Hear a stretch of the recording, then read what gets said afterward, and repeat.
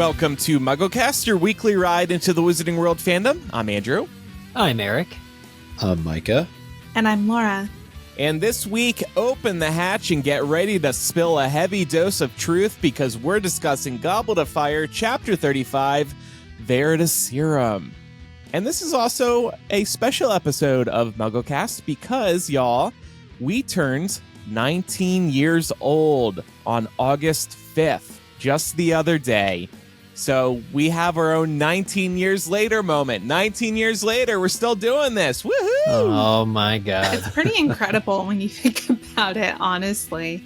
It really is. People can't believe when I tell them we've been doing this since 2005. It's wild. Same. Mm-hmm. It still feels like yesterday. It's gone by quick. If you told any of us we'd be doing this 19 years later, I think we'd laugh at you back in 2005 or even 2007. No, I wasn't even 19. We didn't need makeup, though, for our 19 years later. What do Right. you mean? That's true. There wasn't compared to the movie. a refilm, reshoot about the whole thing. There wasn't controversy surrounding our 19.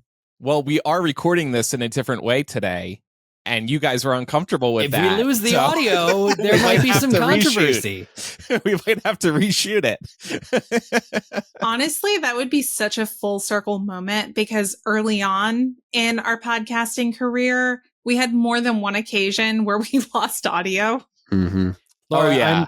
Okay, I don't care what you said, Andrew. I'm going to actually do a better recording of it. This is So we've Eric is spoken the it only into one exist- who's going to be recording his I won't audio. have to come back for the reshoots. I'm just here. It's clear. It's doing. I thought 19 years later, let's do it different. Finally, let's do it differently. I don't trust No, it. but There's too much info in this episode to have to redo it.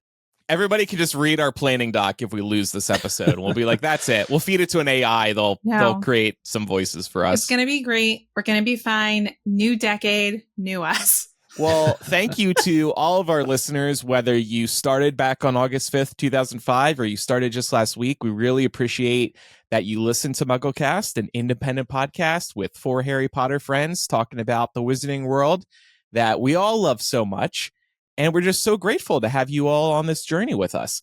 I was recording some thank you videos to our patrons earlier today, and I was saying, I feel like we're kind of in a new era for MuggleCast with What the Hype, which all 4 of us are a part of, and we're all looking forward to the Harry Potter TV series. It's just like a really good time for the show right now. So It's been nice to grow alongside the show, to have the show reflect us as people always. That's been a real joy. And it's still, the number one reason why we still do it is because we still love it.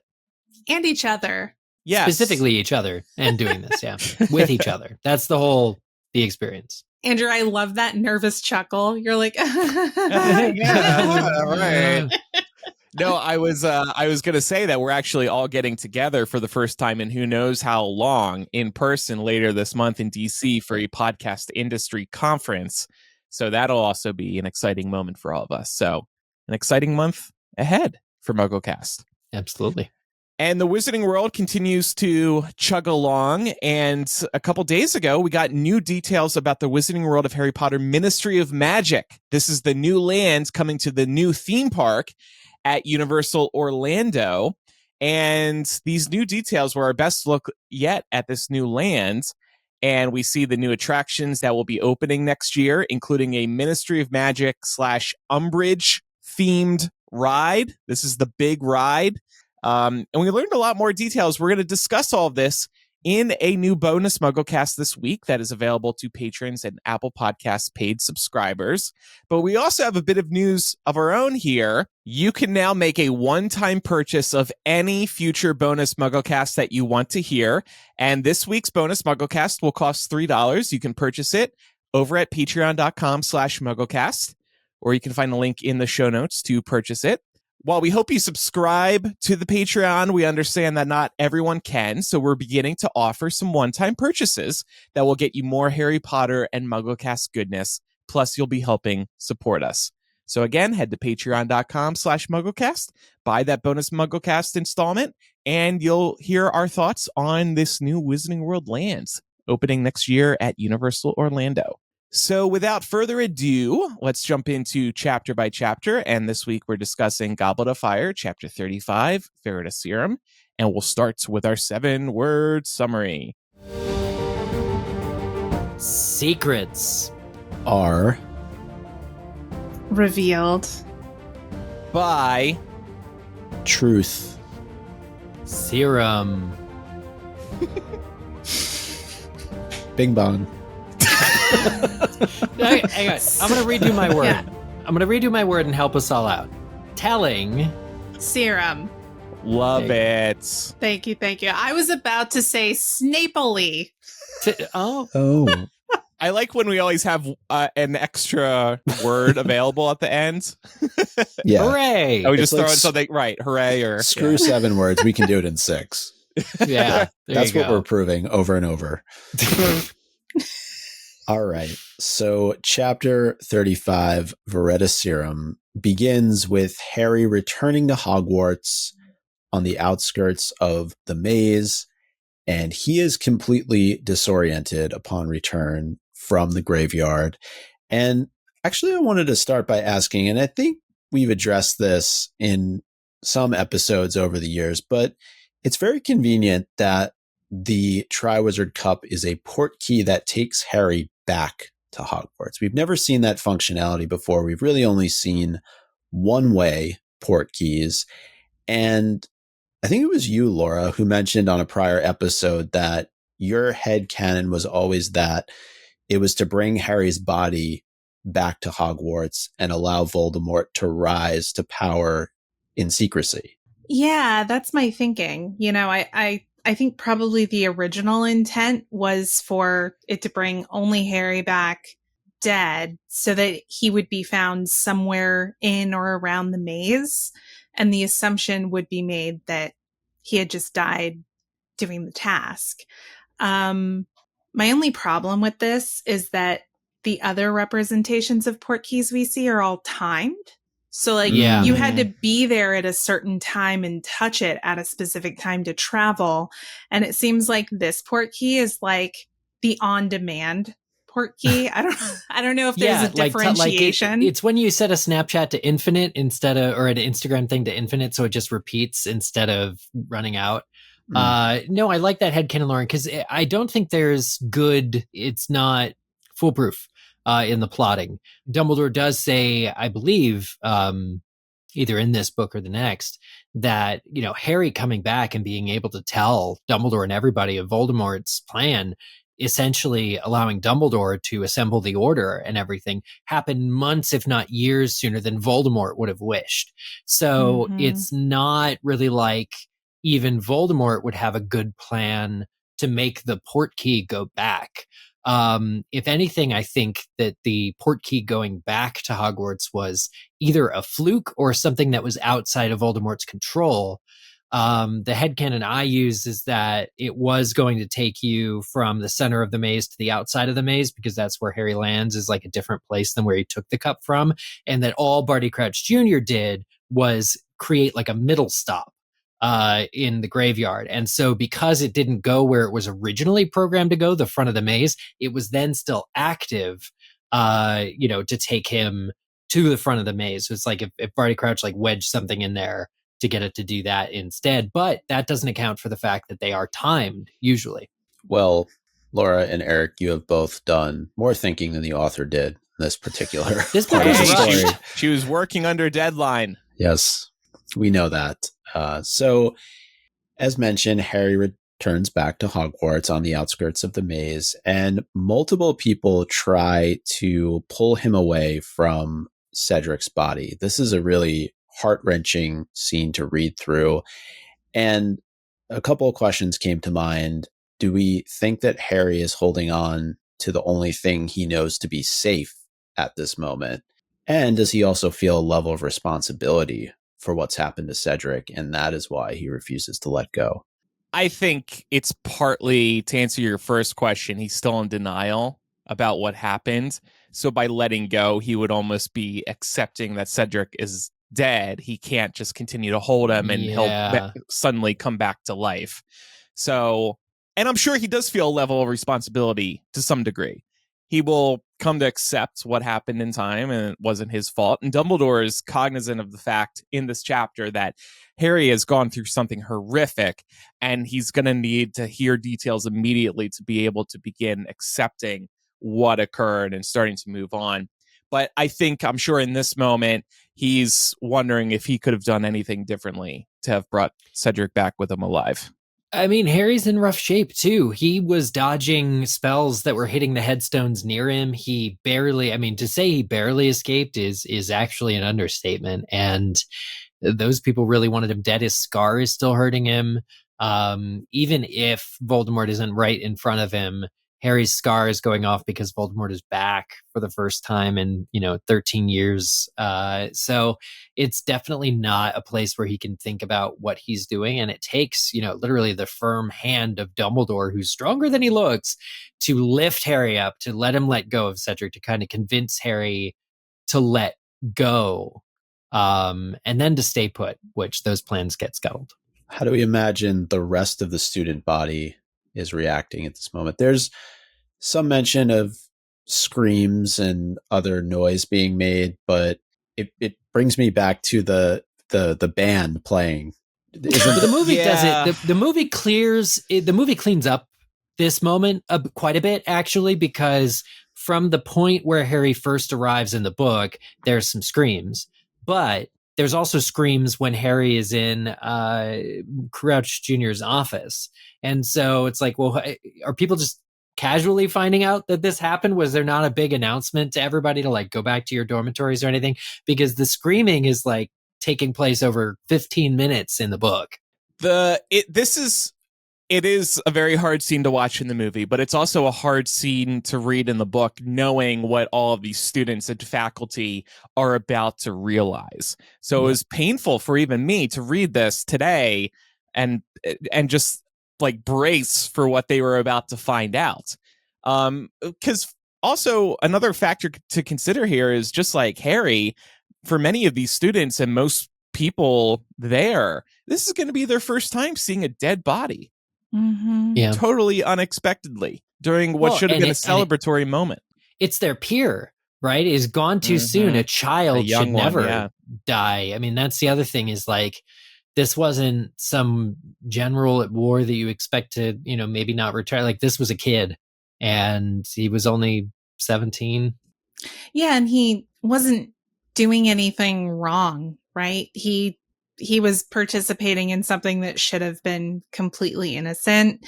I know it's dark, but it definitely reminds me in a way of, I'm sure we all had the experience when we were in high school of having somebody we went to school with, unfortunately, pass away. Yeah. For one reason or another. And, obviously none of that involved a port key or anything. But even that, and thinking about the weight that leaves across the student body, of a bunch of kids realizing that a peer that they, maybe just saw the day before isn't there anymore. It's really tough to reconcile for the first time when you're encountering that with someone your age. So the Hogwarts kids, and I mean, really everyone who's at Hogwarts for this event is going through that together. So the response actually makes a lot of sense to me. Yeah. And somebody in Cedric who was very well liked, very well respected. So that has to hit on a deeper level as well. But it was mentioned that Dumbledore is able to pry Harry away from Cedric, and he rightly doesn't want to let Harry out of his sight. He knows that something is up. But Moody is able to lure him back to the castle while Dumbledore is distracted by the Diggories. What I like about this moment is I think it's reflective of how we all react in the Muggle world when we are in such shock about something life-altering that has occurred. When you read this passage, Harry and the narrator don't even acknowledge who is pulling Harry away. You don't know it's Moody until several minutes later. Harry does not realize that. And I love that it's written this way because, like I said, I think there are times in our lives when something so shocking happens, your brain just kind of like starts vibrating and you can't think straight. You might not even be able to see straight. You just don't know what's going on. So I like that was conveyed here. Yeah, I completely agree. I mean, Harry knows enough to say Voldemort is back. He tells Dumbledore Voldemort is back. But what he fails to tell Dumbledore is what he brings up later. There's a Death Eater at Hogwarts. And that is information that had he told Dumbledore, none of this would have happened. But that just shows how exhausted Harry is, how just completely disconnected. And you assume that he's landed in safety. Just let people pick him up and set him down wherever he needs to be. This is not a time to do further damage to the chosen one, ladies and gents. Like, this is nuts that he is in further danger here, but that's kind of what makes it brilliant. And Barty Crouch Jr. can't really help him. So this is the last opportunity to really do what he's been wanting to do all year. And, I feel like under normal circumstances, Dumbledore would have put together the fact that a Death Eater was at Hogwarts automatically. But the only reason he doesn't here is because he has to tend to Cedric's parents. Right. So it makes sense. That is a plausible reason why he would overlook something like this. Normally, I would be calling this out as like a Dumbledore fail, but I think it's understandable. He does, though. He does start to put things together, though, because he conveniently asks for, and we'll get to this, but for Snape to go get Winky. And this is before Moody transforms back into Barty Crouch Jr. So he clearly was able to put the pieces together, but Moody is able, as we said, to take Harry back up to the castle. And Dumbledore comments later on that he knew the real Mad Eye wouldn't have disobeyed his orders in a moment like this. And he actually mentions trailing them, which made me laugh a little bit because Dumbledore clearly takes his time in trailing Moody and Harry.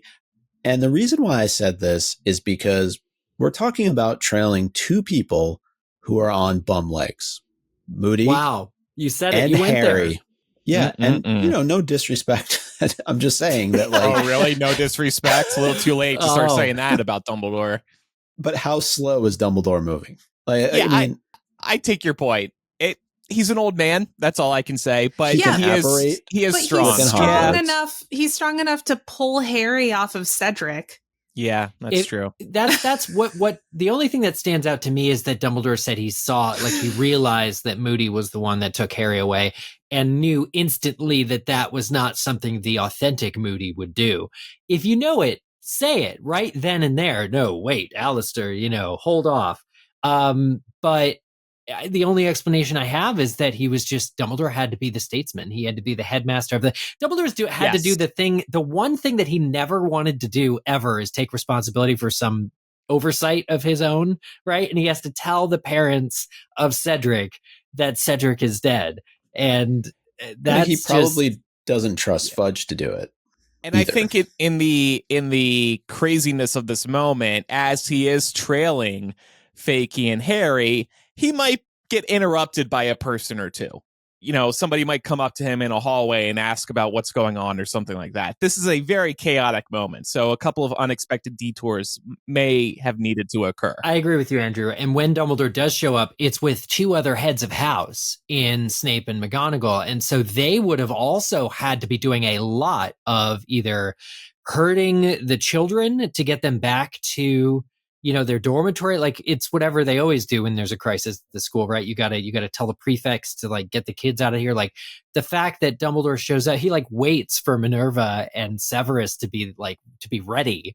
They would have had a lot of wrangling to do prior to that moment. So yeah, Dumbledore does not hustle in this particular moment. No. So we end up getting the big reveal back in Moody's office, and surprise, surprise, it was the Defense Against the Dark Arts professor all along. Are we shocked at all here? This is year 4. We should know by now something's up with the DADA professor. Shouldn't Dumbledore know that? I, for one, am shook. Well, I think the unique twist is he was a teacher at the school all along and ended up being a completely different person. And the real one was hidden in the castle the whole time. So, yeah, we know this position is cursed. We know that something was going to happen to him by the end of this book, but we didn't know the extent to which he orchestrated everything. So, I can't remember what I was thinking when I read this the first time, how surprised or not I was. I think my jaw was probably on the floor. Honestly, giving the book credit, and the film adaptation ruins this.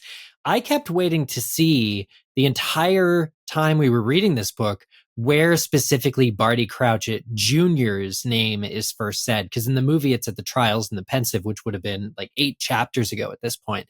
But in the book, it is not revealed until this chapter, The Confession, that Barty Crouch's kid is also named Barty after his dad. And that is the puzzle piece that explains the Marauders map, that really allows us to put the puzzle pieces together. So I cannot claim that we really should have been smarter, especially as children when we were first reading this, to who really done it, because that piece of information is actually critically held off until the reveal, essentially. It's really well written, and I love the well, where did it go? There was just I know, I was about to reply to it. A picture of Olenna Tyrell in the Discord here. With her famous line, "Tell Cersei I want her to know it was me." Won't get into too many spoilers there, but it's very appropriate for this chapter. And Barty Crouch Jr.'s explanation, which we're going to get to in a minute, he runs through for Harry how he did it all, kind of like throwing it in his face a little bit. But one of the other things that I really wanted to call attention to was he wants to know that his plan was successful. And most importantly, he wants to know from Harry, from firsthand experience, how those who evaded Azkaban were treated. And for me, for as much as we debated a little bit who Barty Crouch Jr. really is throughout this entire chapter by chapter discussion, does he have like any nice qualities to him, like maybe his moments with Neville? This throws all of that out the window because he really shines through in this moment. And there are 2 quotes that I pulled from this chapter. Who would like to read the first one? I'll take it. I'm a staunch Barty Crouch Jr. lover. I think one of the earliest episodes of MuggleCast, I was like, but he's like a cool guy, right? And just totally got lambasted for it. I still think so. But here's the quote. "I asked you whether he forgave the scum who never even went to look for him, those treacherous cowards who wouldn't even brave Azkaban for him, the faithless, worthless bits of filth who were brave enough to cavort in masks at the Quidditch World Cup, but fled at the sight of the Dark Mark when I fired it into the sky. I told you, Harry, I told you, if there's one thing I hate more than any other, it's a Death Eater who walked free. They turned their backs on my master when he needed them most. I expected him to punish them. I expected him to torture them. Tell me he hurt them, Harry." You know what this means, don't you? I'll be welcomed back like a hero. Oh, I guess I forgot to do the David Tennant and British accent. Sorry for everybody. That's okay. He's so bent on this level of suffering, and it's interesting. It catches Harry off guard for a number of reasons, right? His head is swimming everything. But to a pretty large extent, like not insignificant amount, Barty Crouch, it turns out, has helped Harry all throughout this year. He gives Harry his only real career advice, trajectory, and I think had a lot of fun. There were examples where, looking back and doing this chapter by chapter, we're like, he's really enjoying himself this whole year. And so it's interesting because he's revealed as the big bad, but the sort of implications and the resonance from this whole school year will continue to follow Harry the rest of the series, the rest of his life, really. Like, he really wasn't a bad teacher. He was just a bad guy. It's ironic, too, because I think as we get a little further into this, we're going to get to see what Barty Crouch Jr. actually thinks of Harry.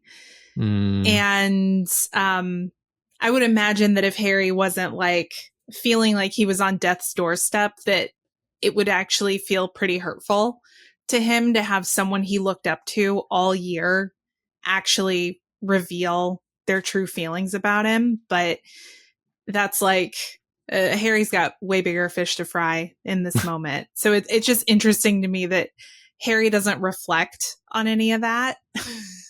No, he doesn't really have the time to be able to do that. But I'm glad that you brought that up, Laura, because right after this break, we're going to find out exactly how Mad Eye Fakey was able to help Harry throughout the entire year and then throw it in his face.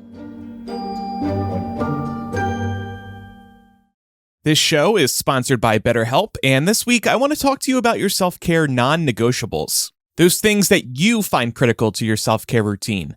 Things like reading before bed, getting in a workout during the day, socializing on the weekends, and maybe even therapy day.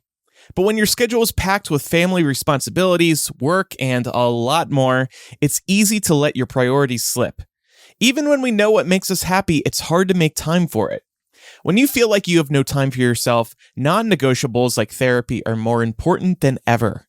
Therapy is like a massage for the brain, and when you start skipping it or it's not in your life as often as it should be, you might be missing out on important work for that great brain of yours. It's helpful for learning positive coping skills and how to set boundaries, and it empowers you to be the best version of yourself.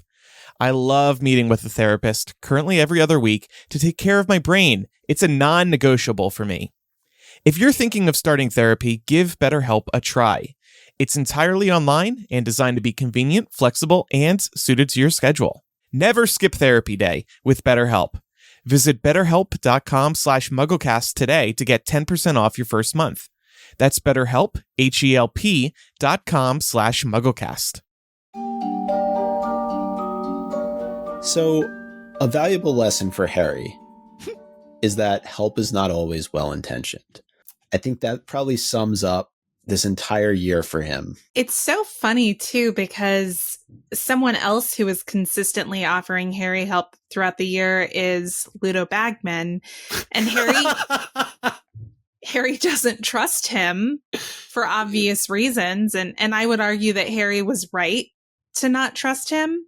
But I think that he had a little bit of like blindness when it came to trusting Moody. I think he had like the rose-colored Dumbledore glasses on and thought, oh, well, like this guy's half cool. Moon rose-colored half moon spectacles. Yeah, I like that.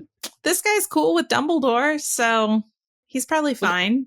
That's the thing. You rely on your friends to vet these types of people. You know, the people you let in, you not everyone can, you form your own opinion eventually, but it was heavily based. Like Harry feeling safe is a damn lie. And it's all because Dumbledore is allowing unqualified and or not fully vetted people to teach. Now, this is a good deception. I'm not saying that. Like, I'm not throwing everything at Dumbledore, but Harry felt safe because Dumbledore trusted Moody. And Dumbledore did not explicitly trust Bagman. But I laughed earlier, Laura, as you were saying it, because in retrospect, if Harry had relied on Bagman for the answers, it would have been completely fine. I mean, I think Bagman would be a little richer for it, and it would have been cheating. But, you know, you wouldn't have had the same kind of problems as with trusting Moody. He would have been able to pay Fred and George. Like... I don't know. I'm seeing a lot of upsides here. So in terms of running through all of the things that Fakey says to Harry, we start with the first task, and it's just basically like an endless list of questions in his face. Who put your name in the Goblet of Fire under the name of a different school? Who frightened off every person I thought might try to hurt you or prevent you from winning the tournament? Who nudged Hagrid into showing you the dragons? Who helped you see the only way you could beat the dragon? Who told Cedric to open the egg underwater? And it's just me, like a waterfall. Me. Yeah, he wants credit for all of it. Yeah, I did it all. I pulled it all off. And we were talking about how he's been helping Harry throughout the course of this book. Another big example here was that he admits he was able to curse many of the obstacles out of Harry's way in the final task. And one reason I wanted to highlight that is because I believe a few episodes ago, we were debating whether or not Fakey made it easier for him to get through. And here we know now that definitely was the case. Yeah, it really adds insult to injury for Harry here. Yes, And I I think was just to thinking us that as the too. reader too, because we're predisposed to see Harry as having this very natural advanced talent in defense against the dark arts. And obviously not everything in the maze was a dark art, but some of it certainly was. And we were all even feeling when we read the chapter, like, wow, there's a lot of time where Harry's just like running around this maze and nothing's happening. And, you know, it kind of sucks, I think, as a reader to feel like, oh man, the wool was pulled over my eyes too, not just Harry's. Right. Do you think Harry he's very prideful, he's very courageous, he's proud of his skill set. Do you think Harry in a way would want to do all this again without the help of Fakey? At least the third task. It's too triggering, too soon. Yeah. I think the important thing there is just to know that he wouldn't even be in this situation if it weren't for Fakey. It's not like Harry initially thought it would be a cool idea, but Harry would have actually had a really peaceful, relaxing fourth year. He would have been able to cheer on Cedric. It would have done so much for inner house unity. Like if the whole plot with Voldemort didn't happen, there would just be the one Hogwarts champion. Yeah, and he would have loved not having all the attention on himself. Yeah. But we know that. Yeah. Never Wait, happens. What'd you say? It never happens. The attention always falls on Harry some way, somehow. And that's why I think it's easy for him, if he is to reflect back on this, to feel like he was manipulated, but he was also manipulated by somebody who was, you know, in his own right, well-intentioned to the point of trying. I mean, if Harry feels bad, Dumbledore should feel even worse. Yeah. That's what I'm trying to get at here, because he had an oopsie he fooled poopsie. everybody. He fooled everybody, not just Harry. And I think Harry should get some credit for completing these tasks, for surviving these tasks. Even though Moody opened the door, it was on Harry to actually complete these tasks, right? Like, especially the first and the second ones. We can debate the third, Moody was removing obstacles, but the first and the second task, Harry was like, go ahead. But he still survived the battle with Voldemort. I mean, that alone gives him all the That was the credit. fourth task. To me, That was that's the hardest task real of all. task. Yeah. And honestly, it speaks to Harry's like ability again to rely on his instinct and kind of improvise when the stakes are actually high. When it's something like school task that presumably you're not going to die in, like the stakes are just different. The motivation's going to be different. Totally. And I think another moment where Barty Crouch Jr. shines through in this part of the conversation is when he says that decent people are so easy to manipulate. And he's not just talking about Harry, he's talking about Neville, he's talking about Cedric, he's talking about Dobby. You know, he really uses people to his own advantage to ensure that Harry makes his way through all these tasks. Yeah, it's fun though to see there's still some level of defiance where as a reader you're cheering on Harry because like there were times when it almost didn't work out. Like Harry, Barty Crouch is telling Harry, I thought you would have drowned. You were under the lake so long. I thought you drowned, and it turns out you were just being extra noble. And luckily, Dumbledore like rewarded you for it. But I was prepared to. He would have had a much harder job if Harry had in fact.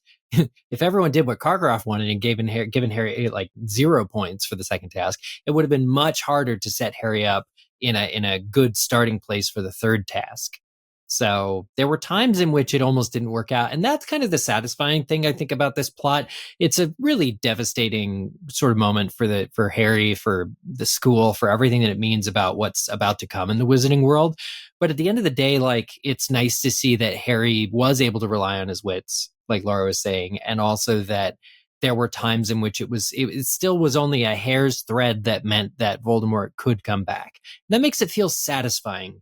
Because if we have to deal with the most evil wizard ever coming back, you like to believe that it almost didn't happen, and it's not like everyone rolled out the red carpet for him. Well, to wrap up the first part of this chapter, like, let's keep in mind, this is still fakey. Barty Crouch Jr. has not been revealed yet, even though we now see him kind of coming through in how he's speaking to Harry. But basically what's about to happen is that he's going to do what Voldemort couldn't, and he's going to kill Harry. But before he does it, he says something that I want to talk a little bit about. He says, "I will be his dearest, his closest supporter, closer than a son." So, does Barty have daddy issues? And do we think that he views Voldemort as a surrogate father? Yeah. Yeah. 100%.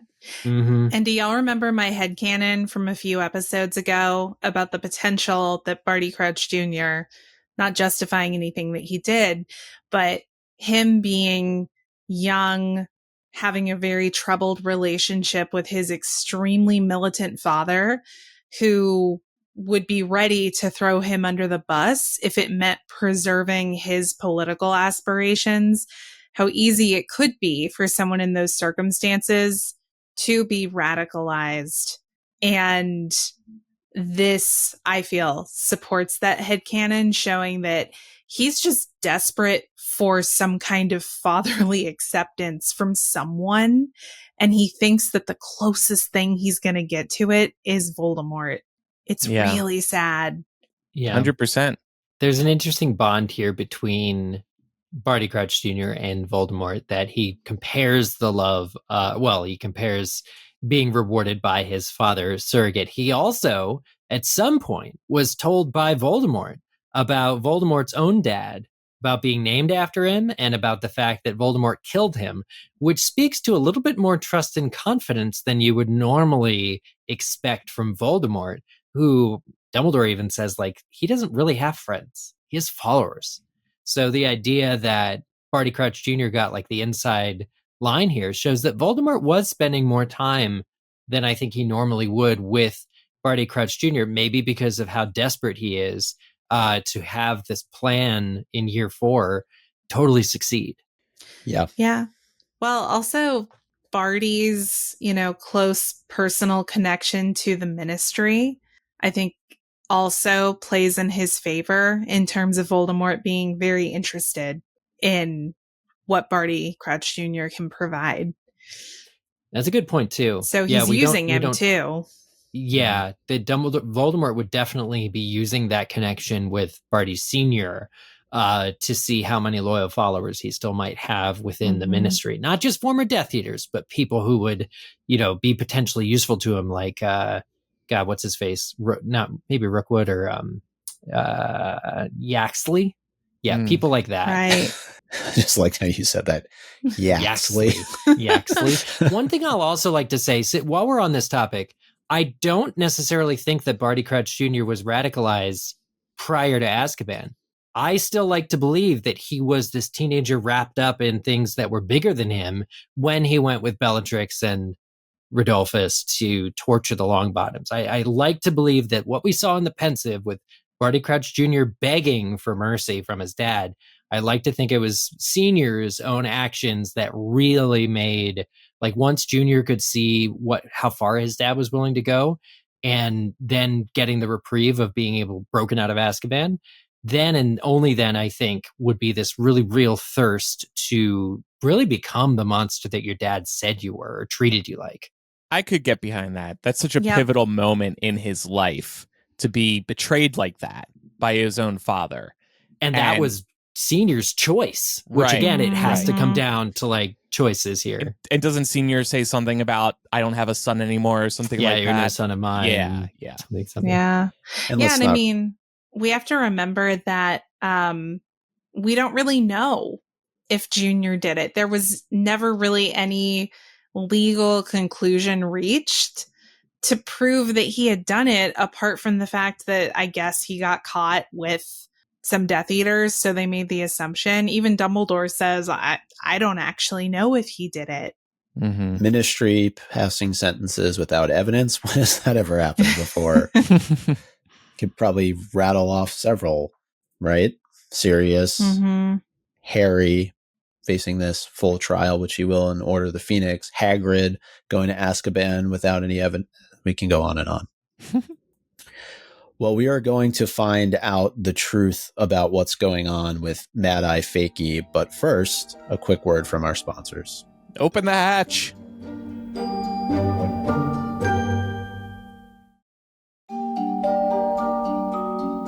Andrew, I need you to bust out the truth juice. The truth juice? Yeah. I only have water on me right now. Truth juice sounds like something you would get on like Alex Jones's show or something. I'm going to one of his advertised supplements. I'm going to a Mexican restaurant after this recording, and I think a margarita might be my own truth juice. I was going to say, you Oh, can I ask for can't wait. a truth juice margarita. They'll be like, what? Well, somebody who likes margaritas, Dumbledore, comes bursting into the office. That's a rumor. Oh, wait, he just confirmed it. Okay. On the rocks, no salt, please. Harry notes that upon his face was a look more terrible than Harry could have ever imagined. And what do we think this looks like? Like a 150-year-old constipated man? Or I think it looks like Burt Reynolds. I think it looks like Clint Eastwood. I think it looks like the most badass action star so-and-so. He's pissed. Just a little bit of a squint, honestly. But it's amazing that the man can still bring it. I still think that although I've grown a little warm to Gambon in this role. Oh, I thought you were going to say Dumbledore. Damn. I still think that he tended to body people a little bit more to exert his force. And I tend to think of Dumbledore's force as actually being more implied than brutish. And in this moment, it's the look, it's the disdain, it's the glare that Dumbledore has in his eyes that make Harry bristle and go, what the hell? Wow. And that's something we've yet to see in an adaptation of Dumbledore, I think. So yeah, this is evidence as to why, in my opinion, once again, Dumbledore is the best, capital B. So when Dumbledore does break into Moody's office, the quote goes, "At that moment, Harry fully understood for the first time why people said Dumbledore was the only wizard Voldemort had ever feared. The look upon Dumbledore's face as he stared down at the unconscious form of Mad Eye was more terrible than Harry could have ever imagined." We had just heard a couple chapters ago, too, that Dumbledore is the one that Voldemort has ever feared. Voldemort says so. He doesn't want to go to Hogwarts. He doesn't want to deal with Dumbledore. This is a powerful, good man who is in control, and right now he's pissed. And this is why he's my boy. I mean, I love he's it. every right to be pissed. He's been undermined. I think honestly, he's just inconvenienced and annoyed. But well, speaking of Fakey taking advantage of decent people, here's another example of that. And one of his students is dead. Like, that's also a reason to be super pissed. On his watch. Right. The buck stops with him. The buckbeak stops with him. Well, one important note here is that Harry is looking into the faux glass that is in Fakey's office. We were introduced to this earlier on in the book, and the faux glass is said to clearly show a person's enemies. And all three individuals that show up here, we mentioned earlier that Dumbledore is accompanied by both Snape and McGonagall. Should this have been proof earlier on in the series that Snape, being an enemy of Barty Crouch Jr., in fact proves that he is, I don't want to say good because he's not good all the time, but that he's on the side of Dumbledore, he's on the side of the Order, he's on Harry's side. I'm trying to remember what the thinking was at the time. That was definitely a theory. But I think on the other hand, some argued that in that moment, Snape was Crouch Jr.'s foe, despite his overall allegiances. That exactly. Yeah. Yep. Yeah, it's the same reason he didn't get along with Quirrell that year, which we hear more about sort of in Spinner's End. The one thing that I want to bring up is that in the previous chapter, when Voldemort's looking at all the gaps in the Death Eater circle, he kind of alludes to Snape and says that he's been abandoned forever by him and will pay her. One of those is Karkaroff, but he says, has a few choice words for the Death Eaters that aren't there. One of them is Snape, and he basically, Voldemort is convinced at that moment that Snape will pay for abandoning him. And we only find out in Spinner's End that Snape was able to weave the tale, hence Spinner's End, to be able to really believe the web of lies that Snape is running with. But yeah, I think that this is a good, it's one of those value neutral indicators, but I like it being used as evidence for or against. Yeah, certainly with the hindsight of having read through Deathly Hallows and knowing Snape's true allegiance, this could be an easy moment to identify early on in the series that shows that, you know, his allegiance is to Dumbledore, the Order, and to Harry. But I do like the explanation that was given, though, as well. But speaking of loyalty, you know, both Snape and McGonagall just march to Dumbledore's orders with no hesitation. Like, McGonagall gets the weirdest instructions, probably. Yeah, definitely. Go to Hagrid's pumpkin patch. There's not even the hut. Just go around back to the pumpkin patch and you will see a dog, not Fang, a different black dog, and bring him up to my office, please. He needs a therapy animal in this moment. He needs not a only dog bring to him cuddle up to with. my office, tell him I'll be there to speak with him shortly. to bark at him shortly. Yeah, I think one reason McGonagall and Snape are so inclined to help no questions asked is, like we were talking about with Harry and Dumbledore, they've all been through this traumatic, shocking event. So no questions asked. Whatever Dumbledore says goes right now, and we'll process the rest of it later. So I think that's what's going on. Yeah, Dumbledore is the only one who's giving the instructions. Like, they're, you know, this is what happens when you're in shock. You need to be guided, you know, to do something. A guiding light. You know, I was going to make Dumbledore my MVP of the week, but I didn't want to be too obvious. So I still won't, but he's very effective in this chapter. He's very good. He's very good at you need some take charge people. Yes. Sitch. Well, McGonagall's off getting a black dog from the pumpkin patch. Snape goes to get some Veritaserum as well as pick up Winky and bring her back to the scene as it plays itself out. And we end up learning that the big reveal is that Mad-Eye Fakey is in fact Barty Crouch Jr. And upon being given the Veritaserum, the info dump begins. And there's a lot here to take in. Let's start with Azkaban and talk about how Barty Crouch Sr. pulled the old switcheroo, and he honors his wife's dying wish to have his son, to save his son. And again, here's another line, you know, talking about the daddy issues, where he says, Barty Crouch Jr. says that Barty Crouch Sr. loved her as he had never loved me. Aww. And this is like a running theme throughout the course of this chapter. We hear a lot of these types of statements from Barty Crouch Jr.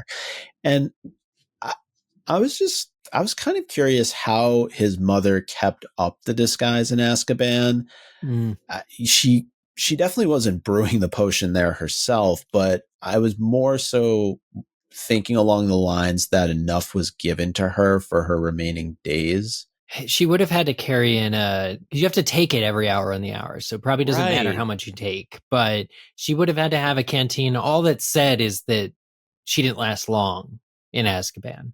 But it had to have been more than an hour, right? Otherwise, the timing was very she needs at least 48 doses. Yeah. And then to bury her, I mean, that's going to take more time, presumably. Yeah. So this seems like a bit of a plot hole to me, too. I would like to know how this all played out exactly. Presumably, it probably, like, however you die, you're stuck that way when you're transfigured. Presumably. I guess. Well, yeah, because you would have to be alive for, like, your cells and stuff to, like, switch back. Maybe. I don't know. When you bring science into it, it kind of falters. Yeah, because, I mean, when you die, the cells of your body don't immediately die. So yeah, isn't that odd?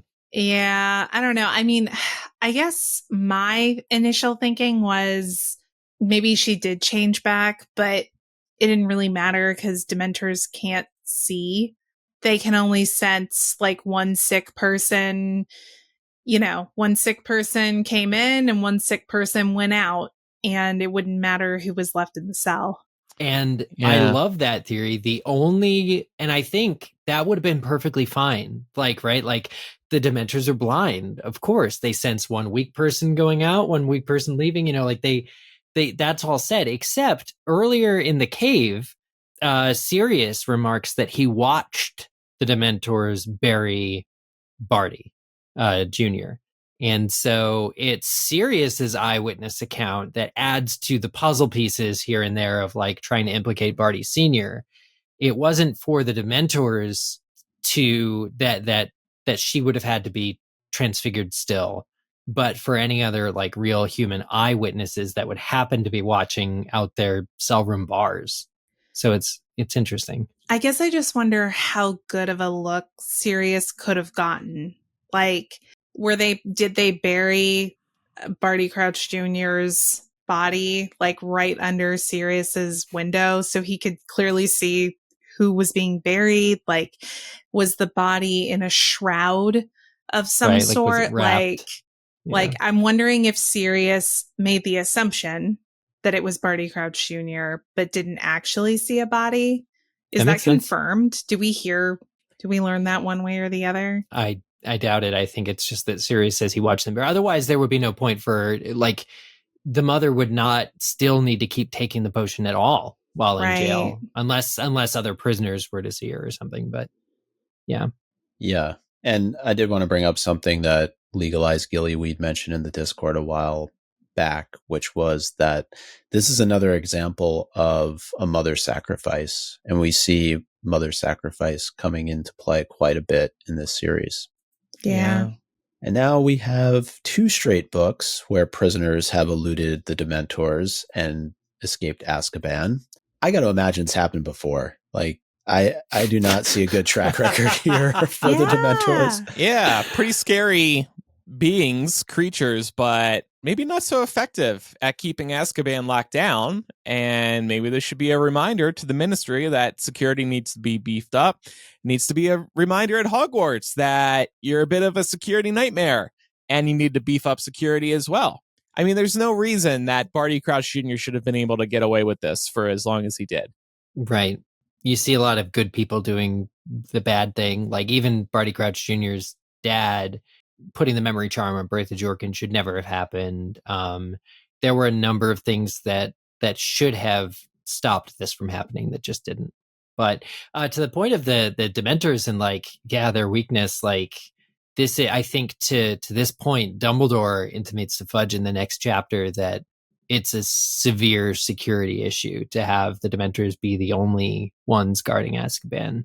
And Fudge just shrugs it off. Especially when they can't see what's going on. Right. But I mean, 2 books in a row, like to your point, like 2 escapes, we have to assume it's been happening. Because now that we know they're infallible, we're seeing just how broken or how many. I do love that the author was able to invent 2 separate ways for a prisoner to escape Azkaban. Yeah. At least it's not a blatant repeat. We also just got done listening to Voldemort prattle on about how they'll get the Dementors because they're our natural allies. Yeah.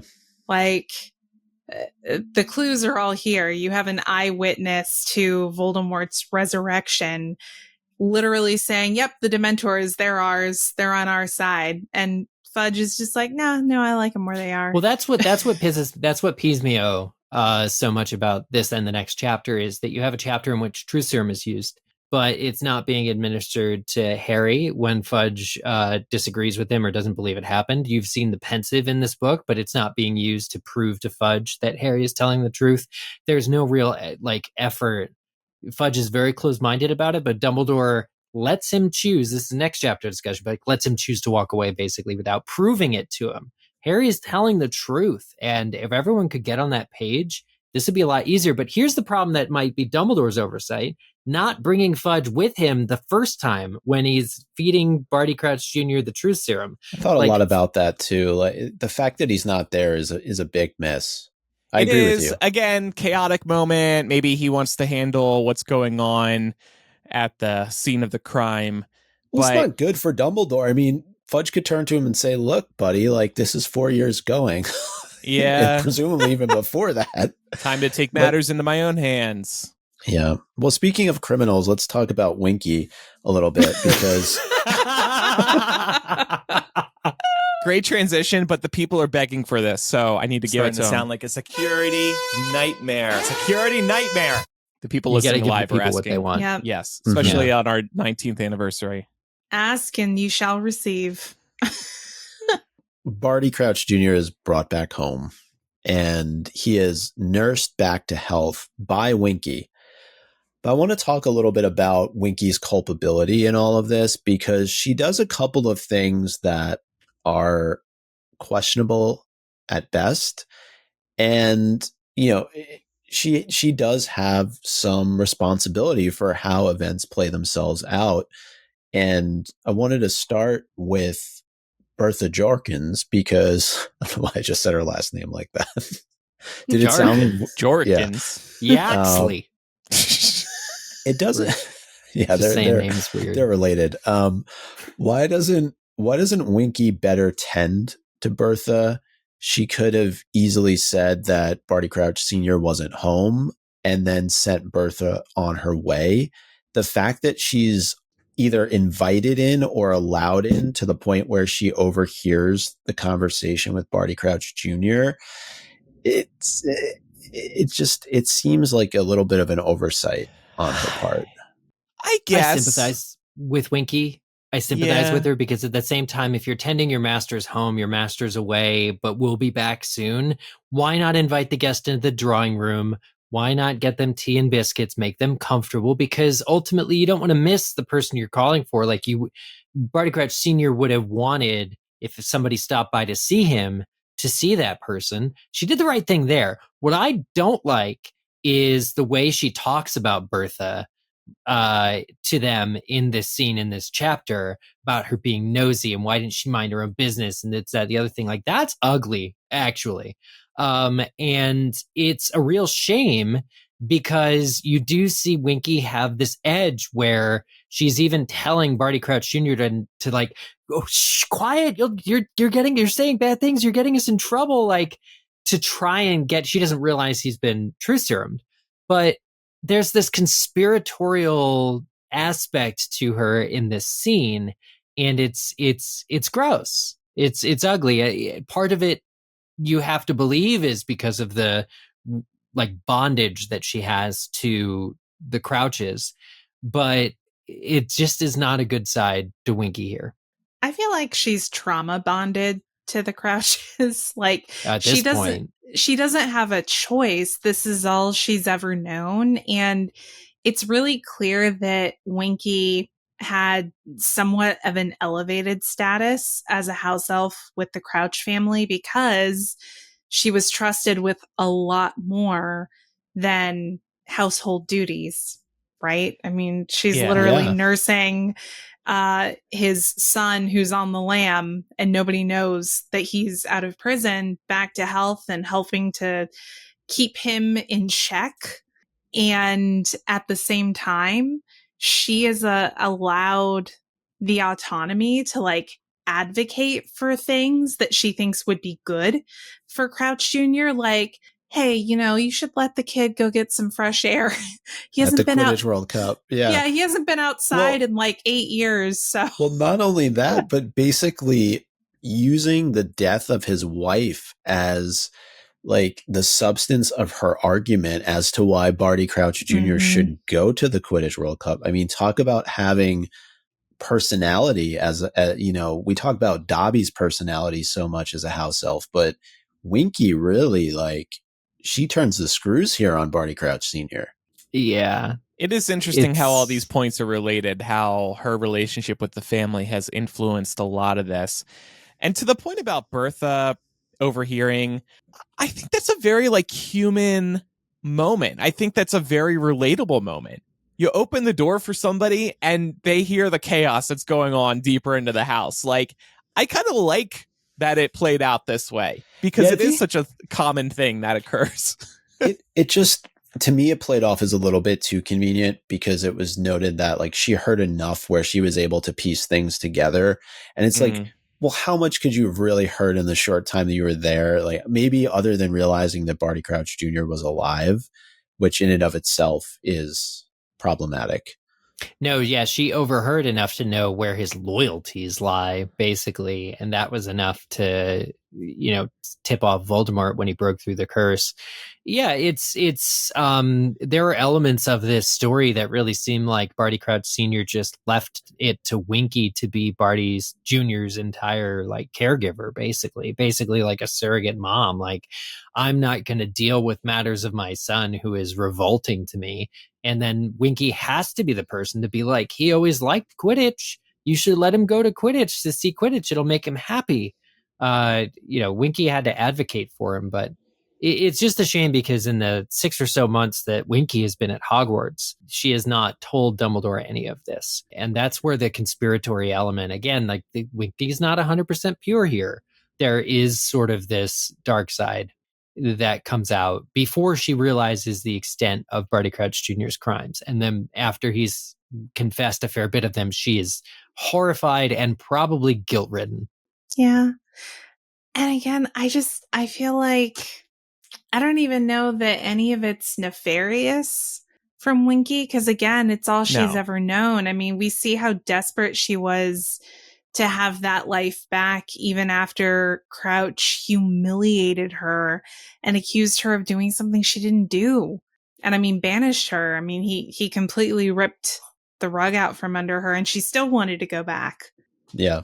And she does make an attempt at the Quidditch World Cup to keep Barty in check.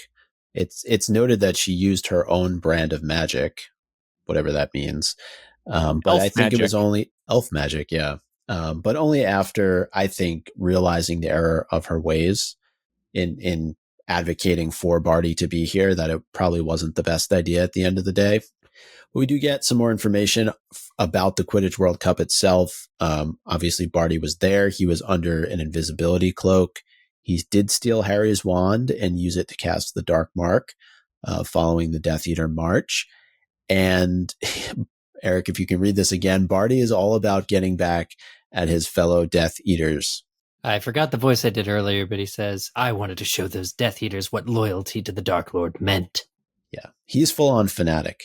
Yeah, this was being framed as the opportunity to be the faithful servant to his master that he never got to be fully, properly. And that, presumably that thought alone, along with watching his father, knowing that his father was off in the distance, suffering somewhere, kept him going all year. Yeah, he's just pissed at these traitors and really wanted to be Voldemort's guy. He's just so salty. I'm like, that's a good word for him. Salty Barty. Yeah, honestly, just kind of an edgelord. Oh, well, I suffered so much for the Dark Lord. What did you do for him? That's literally the energy. He's 12 years old. And at this point, he's screwed. Why not lay all your cards on the table? Why not let your freak flag fly? Well, we learn a little bit more about Barty Crouch Sr. and the role he played in all of this before his untimely demise. And I guess we can take these two things together because I want to know how we feel, number one, about him using the Imperious Curse on his own son, but also the memory charm that he puts on his own colleague in Bertha Jorkins. And, thinking back on it, had he not done this, things may have played out much differently.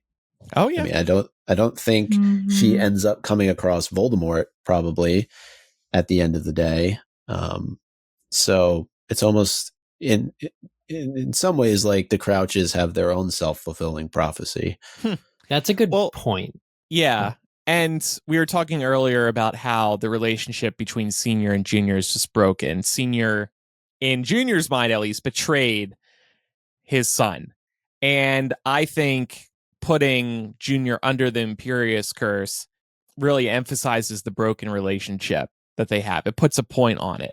And in a way, it's like he was getting back at his wife for asking that they swap appearances as her dying wish.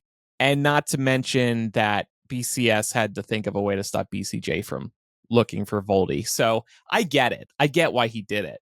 Yeah, but there's something together. I mean, there's something to be said for how complicated families are, but then there's innocent Bertha Jorkins, the colleague who gets put severely, harmed and basically attacked by Barty Crouch Sr. That's the point, into my mind, where his ambition and personal sort of self-gratification came over what was right.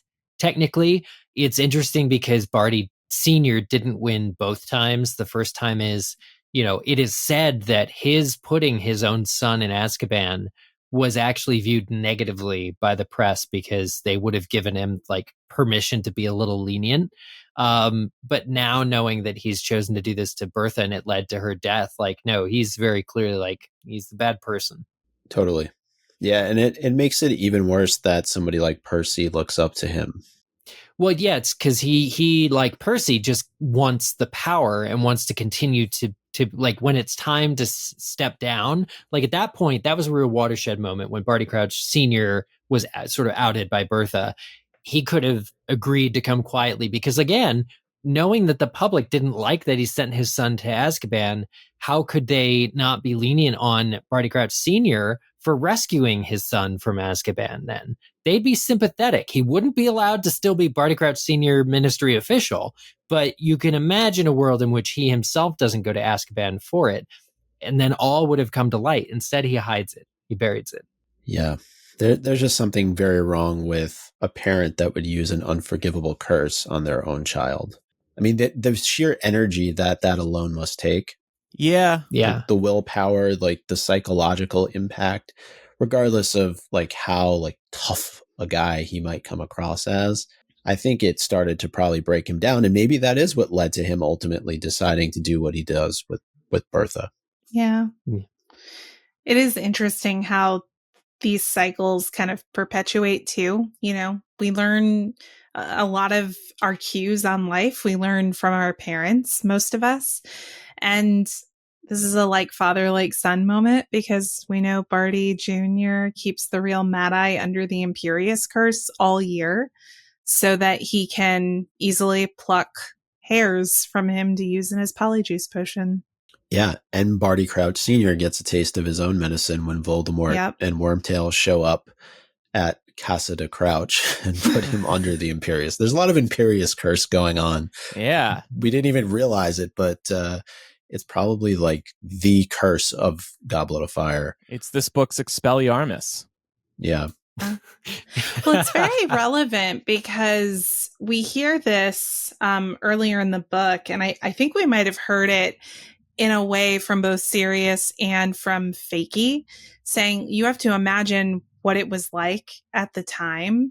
A lot of people were under the Imperious curse, and you didn't know who was actually operating, with free will and who wasn't.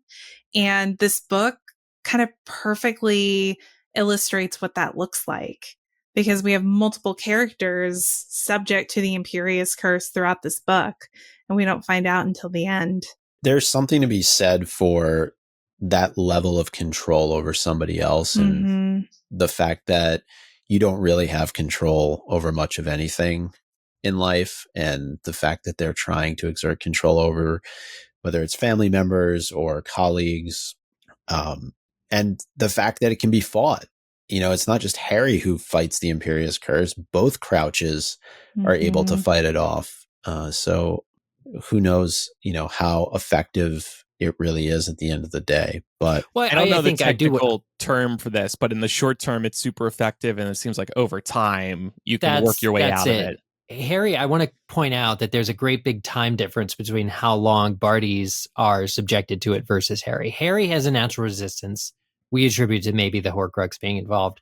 But for both the Bartys, it took a serious amount of time and prolonged exposure to be able to fight it. Yeah, I also wonder too, and this goes to the point just from earlier, is like how much energy, how much does that take from you to be able to perform an unforgivable curse on somebody for, let's say, like weeks, months? Like it has to be amazingly draining. And so for somebody like Barty Crouch Sr., who has other responsibilities in his life, and this is also, regardless of their relationship, this is a family member. For Wormtail, as it relates to Barty Crouch Sr., like, I don't know, like Wormtail is not like the most effective wizard in the world. So But it puts a point on how badly they want to put these people under these curses as well, that they want to commit to this. The physical energy that you're talking about, putting somebody under a curse like this for a long period, that's got to be a lot of effort. So you got to really despise this person. I wonder how it works when you're asleep. Like when you're asleep, like how your will can continue to be exerted over. That's kind of not a plot hole, just an unexplained aspect of it, I think. Yeah. I could almost see the person doing the imperiousing being able to control when you sleep. So like saying, hey, time for you to sleep, so that you don't get into anything without them knowing about it. Mm-hmm. It's total control. We do get a brief mention of how things went down at Mad-Eye Moody's house. It was Wormtail and Barty Crouch Jr. who ultimately overpowered Moody. I think maybe Wormtail doesn't get enough credit for the role he plays sometimes, and just, the things that he ends up being involved in. We mentioned, he was a big part of the Imperious Curse on Barty Crouch Sr. But just to wrap up with Barty Crouch Sr., we learn about how ultimately he met his fate at Hogwarts, and Crouch Jr. learned about Crouch Sr. escaping from their home, finally overcoming the Imperious Curse, wanting to make his way to Hogwarts to come clean, finally, with Dumbledore. But it's that dang Marauders map that comes into play for Crouch Jr., and he's able to see his father arrive on the grounds. He murders him, turns him into a bone, and buries him in Hagrid's garden. Now, if Sirius needed a bone in dog form that night, God forbid, he digs up Barty Crouch Sr. I don't want to think about it. So Dumbledore wasn't looking for a therapy dog. Got it. Imagine if Padfoot is in Dumbledore's office with Barty Crouch Sr. in his mouth. Oh, and he said it was freshly good point. Upturned earth. Yeah. I feel like I don't know. I think it's pretty likely that Fang would find that and just be like vibing around Hagrid's cabin. No, I feel like somebody on the show previously, so this is like a very Shakespearean death/burial. I'm not as well versed in it, but I'd be interested to look it up. Concealment and just the ways in which it's a heck of a death. It's death and torture. It's desecration of a body. It breaks additional laws. Murder breaks the law, and then it's preventing the last rites and like the way in which we traditionally handle the dead. It really denies Barty Crouch Sr. of the right to be buried properly. It's an extra FU. Yeah, it's like the classic like son killing the father arc. Well, that is really how the chapter wraps up, though, in everybody learning about what happened to Barty Crouch Sr. Winky is in tears. Everybody else is just in shock in the room. And we finally know how everything played itself out throughout the course of the year without us knowing. How would we say we rank this mystery now that it's fresh? Do we think that this is a better mystery than, say, the fact that Peter Pettigrew is still alive, which was the last book's mystery? There's a lot of moving pieces in this one. You can read back the beginning of this book and see the early hints and building of this mystery. I think it's a really good one. I think what levels up the Peter Pettigrew mystery was the fact that he'd been with Harry and Ron through the first 2 years. I can see that. But I really do, for all the joking that we do about how this was rushed, I really do love like the whole mystery of Barty Crouch Jr. and basically how he did it. And it was very hard, I think, as a first-time reader to pick up on it. Yeah. And he's so damn proud of himself, too. Like, this entire sequence is him just... like trying gloating. To think, Yeah, I was trying to think of an age-appropriate way to say that. Yes, gloating. Oh, what's the non-age of? I'll ask you later. Yeah, we'll talk about that. We'll he's chat gloating, but it's async. under truth. It's crazy the way it's written because he's subdued. Veritaserum makes you go blank, right? It's monotone, but he still is able to like grin wildly at the best parts, which shows how gleeful regular Barty Crouch Jr. would be if he weren't on Veritaserum. Is that what you're saying? Yes. Yeah. Well, a couple of odds and ends in this chapter. Of course, it is the seventh key that opens the compartment to where Moody is being held. I love that we get treated to all 6 of the ones before it. Like, oh, this one's Quills. Okay, great. What's number 2? And it's also worth mentioning that Karkaroff flees at the burning of the dark mark on his arm. So he is presumably out there somewhere. And then we touched on this a little, but I thought it was important to mention that using the Marauder's map can have serious consequences. And, you know, this was brought up particularly in Prisoner of Azkaban. It may have been more so a movieism than in the book. I can't remember offhand, but like when Lupin says directly to Harry, did you ever consider that in the wrong hands, this could be essentially a map for Sirius Black to get to you? But you know, it ends up being how Barty Crouch Jr. is able to really monitor Hogwarts for weeks on end and ultimately kill his own father. Yeah. Yeah. No, and the craziest thing is that this is the chapter where Dumbledore finds out about the map. He's like, "It's crazy. Map? But what now? The who's a what's it? Like, who made it? Yeah. Huh? What? He's like, and then Barty in his subdued state is just like, oh yeah, Potter had a map. Like a map of Hogwarts. Where did he? What? This should be news to Dumbledore and because been around Dumbledore. A while. Yeah, it's been around a while, so that'll go into my MVP. But just finding out, it is the right thing to tell Dumbledore. This is why it's funny that Lupin is like, you know, angry with Harry about it, but at the end of the book, to give Harry presumably an edge over Harry's own rivals, he lets him keep the map and doesn't mention its existence to Dumbledore.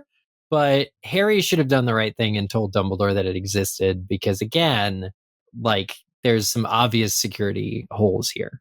Like, there's that which Dumbledore doesn't choose to do, but Dumbledore can only go off the information he has. So sorry, Harry, this is a bit on you.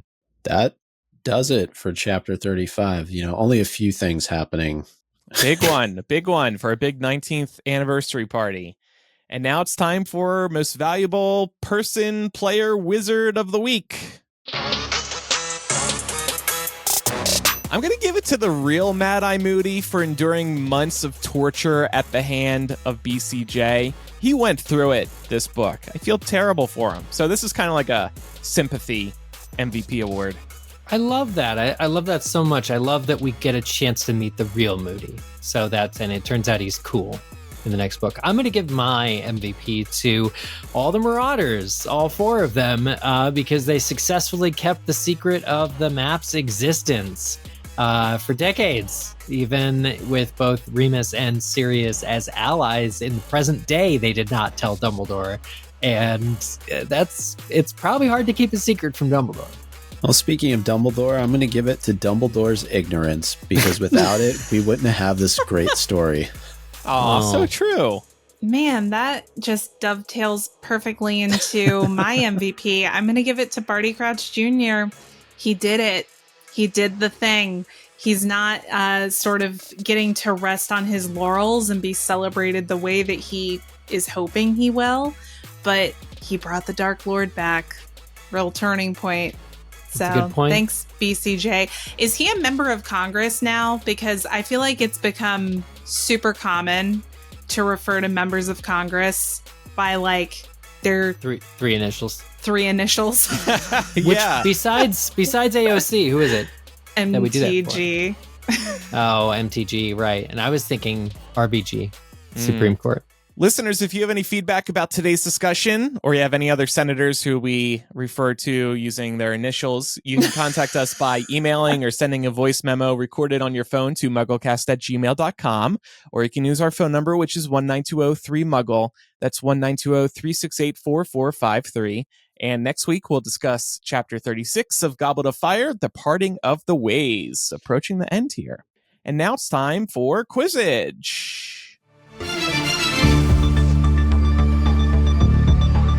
Last week's Quizzitch question. Which 3 individuals appear in Mad-Eye Fakey's faux glass when he takes Harry up there to kill him? And the correct answer is Snape, Dumbledore, and McGonagall. And correct answers were submitted by Buff Daddy, Dobby Salami, Dutch Hufflepuff, Edgar Albus Foe, Elizabeth K. Helga Hufflepuff had a purring pink pygmy puff that huffed and puffed and blew her house down. Justice for Winky. Kenna Dawn dish soap that the house elves used to clean all Ron's dishes. LC, Niffleroni and extra cheese. Priori in Can't Believe It's Not Butter. That's my son, you beep. The eye that Moody gets back. And Water Wizard. Next week's Quizzitch question.